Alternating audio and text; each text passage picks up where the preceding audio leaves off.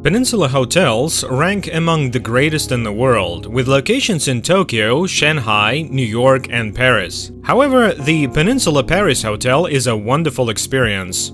The hotel itself is stunning, and you'll definitely be astounded by its size. As you are surely aware, every square meter in Paris is gold, and the lobby of this hotel is so large that you feel like you need to go quite a distance to get from reception to concierge. Welcome to Planet Lux, and in this video we'll take a look at the Peninsula Paris Hotel and everything you must know about it. The Peninsula Paris Hotel is located on Avenue Kléber in the heart of Paris. Actually, it depends on what you mean by central. You can stroll to the Arc de Triomphe in 3 minutes, the Champs-Élysées in 5 minutes, and the Eiffel Tower in 10 minutes. However, if you want to see the Louvre, Marais, or Notre Dame, you must either walk or take a taxi. Because this can be visitors' favorite part of Paris, the location cannot be beat. The design is quite modern, with an Art Deco influence and crisp lines. The primary attraction in the lobby is a large and very modern chandelier that resembles a slew of glass leaves dangling leisurely from the ceiling. It definitely adds to the wow effect of the space. Taubert built the opulent Hotel Majestic on the side, maintaining Queen Isabella's bathroom fittings, including her marble bath, in the presidential suite. Construction on the Armand Sibian designed hotel began in 1906 and was opened in December 1908. At the onset of World War I in 1914, Henry Devonish Harbin purchased the hotel for use as a military hospital, and it functioned in that capacity for 5 months. It was damaged while serving as a hospital and was not rebuilt and reopened until 1916. It was the location of a historic dinner thrown by Violet and Sidney Schiff in 1922, which was attended by Marcel Proust, Igor Stravinsky, and Pablo Picasso. Richard Davenport Hines' book, Proust at the Majestic, The Last Days of the Author Whose Book Changed Paris, immortalized the dinner party of the century. In 1924, the hotel hosted the first unofficial chess Olympiad. While staying at this hotel in 1928, George Gershwin penned An American in Paris. The French government purchased the hotel in 1936 to use as offices for the Ministry of Defense. During World War II, it served as the headquarters of the German Military High Command in France from October 1940 to July 1944. During the Nazi occupation of Paris, staff army officials at the Majestic waged bitter disputes with the Gestapo and the SS over policy, particularly the deportation of Jews to extermination camps, retaliation against French partisans, and the safeguarding of works of art in French museums. The Majestic became renowned as a hotbed of opposition to certain aspects of Adolf Hitler's policies, particularly after Karl Heinrich von Stulpnagel was appointed to oversee the Militärbefehlshaber Frankreich. Reinhard Heydrich, one of the major architects of the Holocaust, presented an exclusive presentation to the upper echelons of the German army at the Hotel Majestics on May 22, 1942, following the 1C conference. He described tests in which Jews were killed using a specially equipped truck, the exhaust fumes of which would kill the deportees. The term gassing was first used outside of Hitler's close circle in reference to the slaughter of Paris's Jewish community. On this occasion, Heydrich introduced Karl Oberg, the new police and SS officer for Paris, who had been given the authority to order deportations of Jews without consulting the French military commander. The Majestic's Militärbefehlshaber Frankreich personnel were rapidly processing hundreds of deportation orders against Paris's Jewish community. Around the same time, Joseph Goebbels established his Paris propaganda headquarters at the Majestic, and the building's staff took control of the notorious Camp Royaux at Compiègne, known to the Germans as Frontstalag 122, which served as a feeder station for the extermination camps at Auschwitz, Ravensbrück, Buchenwald, and Dachau. From September 16, 1946 to 1958, the Majestic served as the initial headquarters of UNESCO, when it was converted into a conference facility for the French Ministry of Foreign Affairs, known as the International Conference Center. The hotel hosted the founding of the Organization for Economic Cooperation and Development in 1960, as well as the signing of the Paris Peace Accords on January 27, 1973, which ended American involvement in the Vietnam War.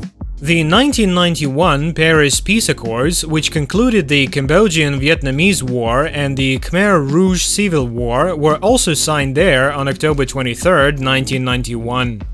The French government sold the building to the Qatari DR business for $460 million in 2008 as part of a cost-cutting move. It reopened on August 1, 2014 after a €338 million reconstruction by Vinci Construction as the Peninsula Paris, the famous hotel chain's first property in Europe in a joint venture with Qatar Hospitality.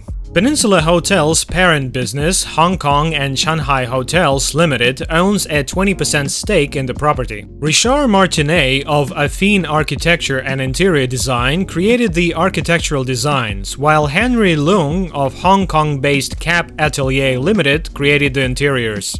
The hotel has 200 luxurious rooms, 34 of which are suites. Since its inception, 19 Avenue Kléber has been regarded as a landmark address in the heart of Paris. When Russian oligarch Count Basilevsky fell in love with the Château de Versailles and decided to build his own castle in Paris, the Château de Versailles became known as the Château Basilevsky. Following him, the deposed former Queen of Spain, Isabella II, remained in the Palais for the rest of her life, which was filled with intrigues and stories. The location was later transformed into an even grander structure, the Hotel Majestic, which became one of Paris's most luxury grand hotels after being erected by entrepreneur Léonard Taubert and opened its doors in 1908. The hotel, which was innovative from the start and remarkable with its trademark enormous public areas, immediately gained recognition in Paris and around the world for its elegance, glamour, and the magnificent events that were hosted there. As soon as World War I was over, the hotel reopened for business, enhancing its reputation for style and glamour. In 1922, Sydney and Violet Schiff hosted the greatest dinner party of all time, which included Igor Stravinsky, Sergei Diaghilev, Pablo Picasso, Marcel Proust, and James Joyce, among other notable guests. During his time in Paris in 1928, George Gershwin wrote his masterpiece, An American in Paris. The palace was also one of the most opulent venues in town, where socialites gathered to be seen and to watch planes take off from the rooftop of the structure, which was known for its exclusive ambience and views of the city. Following its purchase by the French government in 1936, the facility was used to house successively the UNESCO headquarters and the Ministry of Foreign Affairs, where it served mostly as their international conference center. The Paris Peace Accords, negotiated by Henry Kissinger and signed in 1973 in the region that is now known as the Bar Kléber, marked the conclusion of the Vietnam War and marked the beginning of a new era in international relations. Having undergone a 4-year makeover and marked the introduction of the Peninsula hotels into Europe, the Peninsula Paris reopened on August 1, 2014 and has already hosted a number of distinguished guests. In addition to 200 rooms and suites, 6 restaurants and bars, expensive terraces, including one on the rooftop with 360-degree view of Paris and its most beautiful monuments, luxury boutiques, the Peninsula Spa, and private reception rooms, the Peninsula Paris sets a new standard for opulence and comfort in the City of Light's luxury hospitality offerings. The rooms are lovely and large. The valet box is their best feature. You might have never seen anything like that anywhere else in the world. It is used for putting in the laundry so that someone can collect it without you having to speak or see anyone, and it is where you will find your newspapers every morning. Even the junior suites in the hotel are quite spacious, but the separate dressing room and entrance hall will make the room feel more like a small apartment. The Oscar de la Renta bathroom amenities and built-in espresso maker are the cherry on top. The Peninsula Paris Hotel has various restaurants. Le Lobby, an international and French restaurant where breakfast is served, has a very extravagant decor with gold, glass, and mirrors as key components. Lily, the Cantonese restaurant that is extremely fantastic. The hotel's rooftop restaurant, L'Oiseau Blanc, is very romantic, with views of the Eiffel Tower and Montmartre. The decor of this restaurant is inspired by aviation, namely Charles Nungesset and François Colly's attempt to cross the Atlantic from Le Bourget in 1927. A genuine plane is really parked outside the restaurant. The last one is La Terrasse Kléber, Paris's largest enclosed terrace selling snacks and modest food all day. The Peninsula Paris provides excellent service. Although not overtly pleasant or personal, it is incredibly professional, helpful, and informed. Overall, this hotel is simply excellent, and tourists would return in a heartbeat. And with that being said, it's time to end our video. Did the Peninsula Paris reach the height of your expectations? Let us know in the comments. Like this video and make sure to subscribe to the channel for more amazing videos like this. We'll see you in the next video.